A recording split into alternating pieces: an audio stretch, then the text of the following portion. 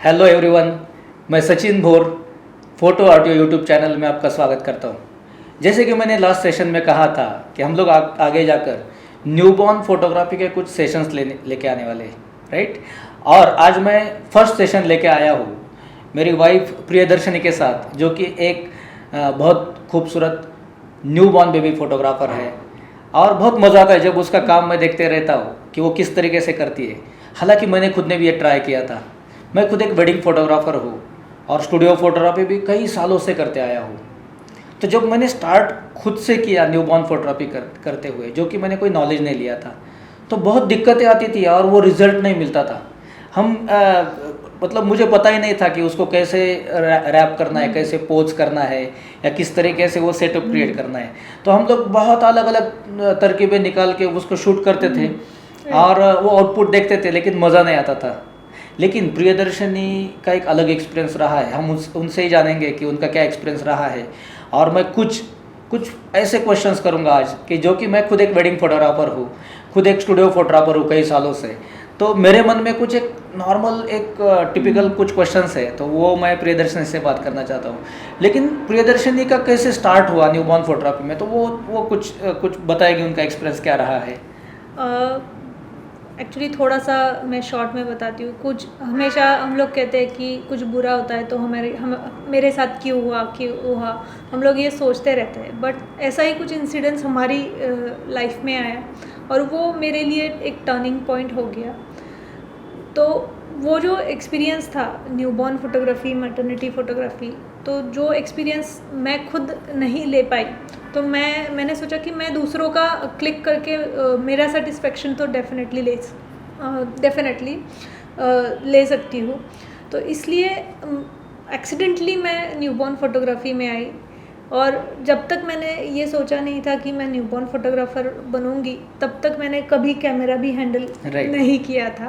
एकदम जो नए हम लोग कहते हैं कि मैं खुद डरती थी जब सचिन मुझे फ़ोटो निकालने के लिए कहते थे। तो ये तो प्रियदर्शनी की स्टार्ट हो गई।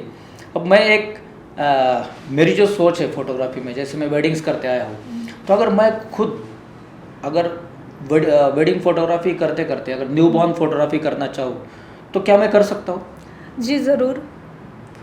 तो मैं पहला क्वेश्चन ये करूँगा कि क्या है एग्जैक्ट, मतलब न्यूबॉर्न फोटोग्राफी क्या सब्जेक्ट क्या है? न्यूबॉर्न फोटोग्राफी जो होता है, जो बेबी बॉर्न होने के बाद पहले 1 से 1.5 महीने तक जो टाइम पीरियड होता है, उसमें किया जाने वाला शूट होता है।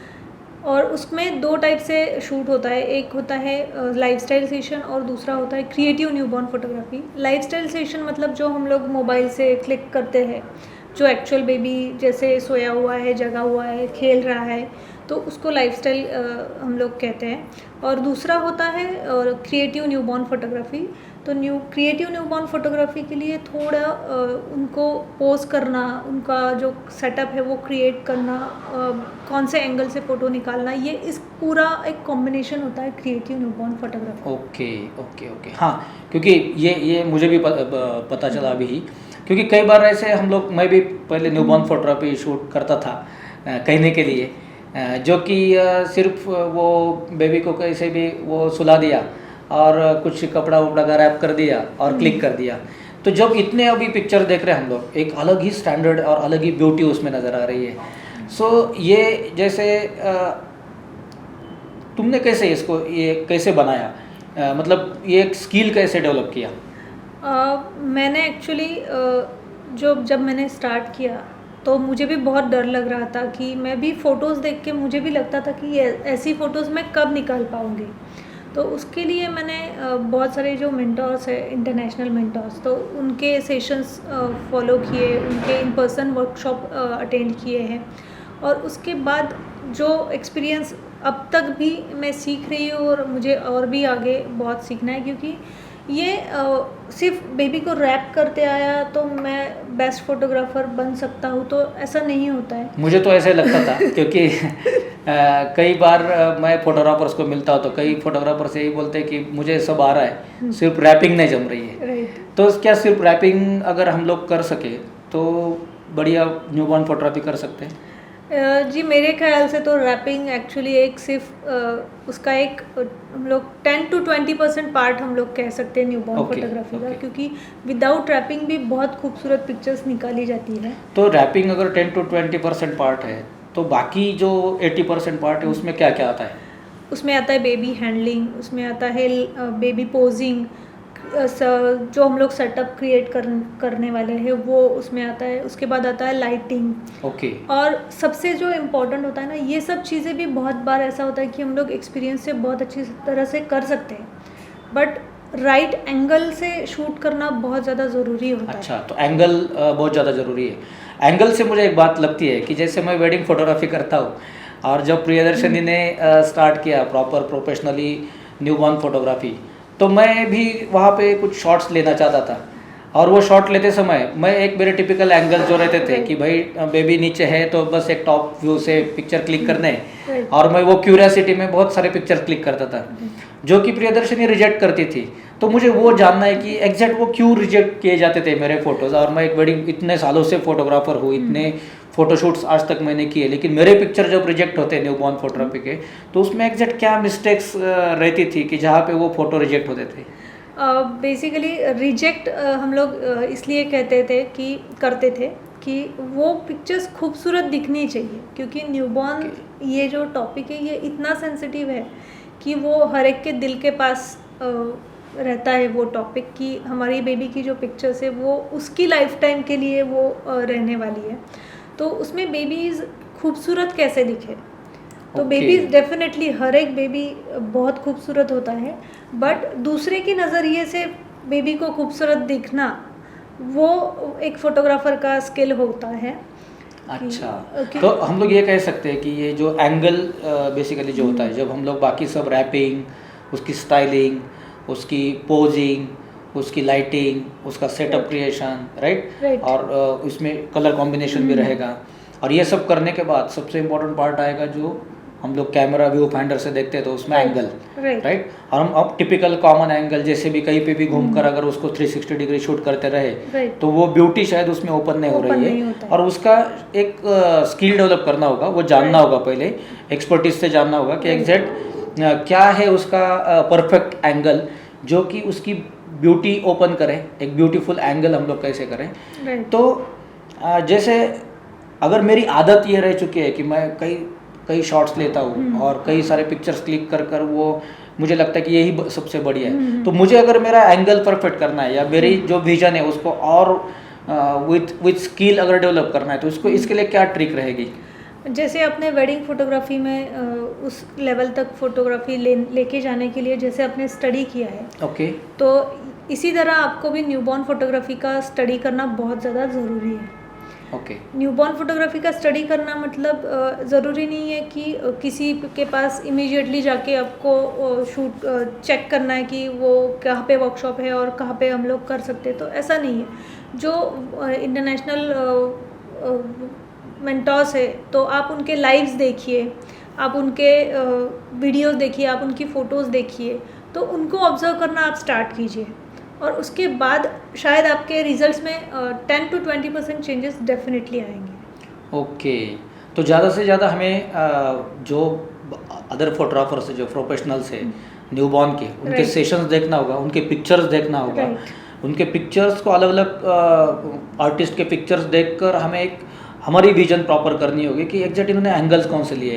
कलर कॉम्बिनेशंस के बारे में भी मुझे शायद लगता है कि इसमें, क्योंकि मैंने जितने पिक्चर्स देखे तो उसमें बहुत ज़्यादा कलर्स, डिफरेंट कलर्स नहीं यूज़ किए जाते, कुछ कलर स्कीम पर भी वर्कआउट किया जाता है, राइट? राइट। कलर स्कीम बहुत ज़्यादा इम्पॉर्टेंट होता है, क्योंकि कलर स्कीम की वजह से वो फ़ोटो सुंदर दिखता है। लेकिन कलर स्कीम का यूज़ हम लोग दो ही तरह से कर सकते हैं, एक तो कॉम्प्लीमेंट्री और एक मोनोक्रोमेटिक। तो इसी दो कलर स्कीम में कौन से कलर्स खूबसूरत दिखेंगे सेटअप करते टाइम, ओके। तो इसी दो कलर स्कीम में हम लोगों को सेटअप्स क्रिएट करने हैं। ओके, तो जैसे सेटअप क्रिएट करते हैं हम लोग, तो हमारे पास अगर 10 अलग अलग प्रॉप्स हैं, और 10 अलग अलग प्रॉप में से ही कौन सा बेटर प्रॉप रहेगा, या पहले हम लोग बेबी का पोज करें, या फिर पहले प्रॉप लेके बाद में पोज फाइनल करें? तो ये कई बार ऐसे सवाल आते हैं मन में मेरे भी कि क्या प्रोसेस होना चाहिए, क्योंकि इतने प्रॉप्स होने के बाद कई बार ऐसे लगता है कि सब प्रॉप्स यूज़ कर दे, राइट? तो क्या उसमें कैसे हम लोग डिसीजन ले सकते हैं कि कौन सा प्रॉप कब यूज़ करें, उसमें क्या बेबी को पोज करना चाहिए? राइट, तो बेसिकली पहले आपको विजुअल होना चाहिए कि Okay. आप कैसी फ़ोटो निकालने वाले हो। तो उसी हिसाब से आपका ऑलरेडी जब आप विजुअल करते हो तो आपके माइंड में सेटअप कैसा आप क्रिएट करने वाले हो वो फाइनल हो जाता है। बेबी को किस तरह से हम लोग पोज या फिर रैप करने वाले वो फाइनल हो जाता है। उसके बाद अब पार्ट आता है कि बेबी को पोज करने के बाद लाइटिंग सेट करना पड़ता है, क्योंकि बेबीज़ मूव होते रहते हैं तो उनके अकॉर्डिंग वो लाइटिंग सेट करना होता है। और लाइटिंग सेट करने के बाद कौन से एंगल से, क्योंकि हर एक बेबी को हम लोग सेम पोज नहीं हो सकता, हर एक बेबी का कंफर्ट अलग अलग होता है। ओके। तो लेकिन उसकी जो ट्रिक्स है एंगल्स की, तो वो एंगल से बेस्ट अगर हम लोग क्लिक करें तो वो बेस्ट फोटोग्राफ या फिर बहुत खूबसूरत फ़ोटो हम लोग कह सकते हैं। ओके, लेकिन अब इतना इतना प्रोसेस है उसमें, राइट? और एक एक लेयर वाइज वो काम Right. करना होता है। जब पोजिंग की बात आती है तो इतना डर लगता है कि क्या बेबी वो पोज देते, मतलब उनका अगर हाथ अगर ऐसे हम लोग रख रहे हैं उसके फेस के नीचे या उस उनके जो लेग्स है उनको अगर फोल्ड कर रहे हैं तो क्या बेबी को कुछ तकलीफ तो नहीं होती? कुछ उनको मतलब उनका जो प्रॉपर जो फ्लेक्सिबिलिटी है उसको अगर हम लोग स्ट्रेच कर रहे हैं या फिर कुछ उसको कोई रिस्क तो नहीं है उसमें? डेफिनेटली रिस्क है। तो Okay. रिस्क है इसीलिए जब हम लोग मेंटोर्स को फॉलो करते हैं तो उनके पास उनकी खुद की ट्रिक्स और टेक्निक्स होती है कि किस तरह से उन पोजेस में उनको मोल्ड किया जाता है और Okay. उस तरह से उनकी पोजेस दी जाती है। ओके ओके, तो ये पोजेस हम लोग डायरेक्ट ना करते, बिल्कुल। पहले उसका स्टडी क्या एग्जैक्ट पोज हो सकती है, बेबी की जो एनाटॉमी है उसको समझकर कहाँ कहाँ पे उसको हम लोग फ्लेक्सिबली प्रॉपर उसको पोज कर सकते हैं जो कि बेबी को कोई रिस्क ना रहे। Right. ये जानना बहुत ज़्यादा जरूरी बहुत है, बहुत ज़्यादा ज़रूरी है कि बेबीज़ को हर्ट होना नहीं चाहिए। बेबीज़ अगर किसी पोज में डिस्कम्फर्ट है तो उसमें नहीं करना है, ये समझने के लिए भी पहले हम लोगों को उनका कंफर्ट समझना मतलब सिर्फ रैपिंग अगर सीखे या सिर्फ प्रॉप्स है मेरे पास और बेबी को बस उसमें सुला दे तो ऐसा काम नहीं होगा। बिल्कुल उसमें थोड़े और प्रोफेशनल तौर तरीके हमें जानने होंगे। ऐसे और भी कई सारे सवाल हैं, लेकिन सब एक साथ ही ना लेते हुए हम लोग आगे के और एक सेशन में और कुछ मेरे क्वेश्चंस रहेंगे और ट्रिक्स एंड टेक्निक्स वाले भी क्वेश्चंस रहेंगे, उनको भी जानेंगे। लेकिन ये कुछ मेरे इतने सालों से मैं काम करते आया हूँ और कभी कभी हम लोग क्या है, थोड़ा ईगो भी होता है, थोड़ा हर्ट भी हो जाते हैं, यार मैं इतने सालों से काम कर रहा हूँ और इसमें क्या सीखना है और इसमें क्या अलग एंगल रहेगा, इसमें क्या प्रोफेशनल एंगल रहेगा, इसमें क्या। बस इसके साथ आगे जाके हम लोग एक सेशन ऐसा भी प्रियदर्शनी से लेंगे कि जहाँ पे डिजिटल बैकग्राउंड सभी मिल रहे हैं प्री वेडिंग के, और डिजिटल बैकग्राउंड्स का बहुत यूज़ हो रहा है। बेबी को हम लोग अलग फ़ोटो निकाल के वो डिजिटल बैकग्राउंड में रख कर वो क्लिक कर रहे हैं, उसका भी एक अलग खूबसूरती है, लेकिन उसके बारे में भी हम लोग जानना चाहेंगे। और बस मज़ा ये है कि कई सारे सेशंस हम लोग आगे बहुत खूबसूरत सेशंस लेके आने वाले हैं, लेकिन उसके लिए हमें पहले सब्सक्राइब करना है फोटो आरटीओ को। और ये सेशन अगर आपको पसंद आया है तो आप इसको ज़्यादा से ज़्यादा शेयर कीजिए, लाइक कीजिए, इस बेल बटन आइकॉन को क्लिक कीजिए, ताकि आपके लिए हम लोग आगे जो सेशन बनाने वाले हैं वो तुरंत आपको मिले, आप उससे नॉलेज भी ले, मज़ा भी ले, और जो हम स्टेप बाय स्टेप कर रहे हैं वो आप तक भी पहुँचे, राइट? सब कुछ सुरक्षित रहकर करना है, क्योंकि न्यूबॉर्न बेबी फोटोग्राफी भी बहुत एक ज़्यादा हमें ख्याल रखना है, उसमें बहुत सेंसिटिव सब्जेक्ट है और बहुत खूबसूरत भी है, राइट? यही खूबसूरती को हम लोग बरकरार रखेंगे और आगे खूबसूरत सेशंस आपके लिए लेके आएंगे।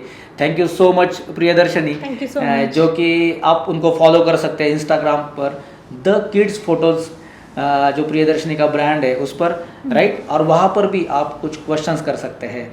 सो www.instagram.com/thekidsphotos को फॉलो कीजिए प्रियदर्शनी को, और आपको नेक्स्ट सेशन के लिए सब्सक्राइब करना है फोटो ऑडियो को। Thank you so much, take care.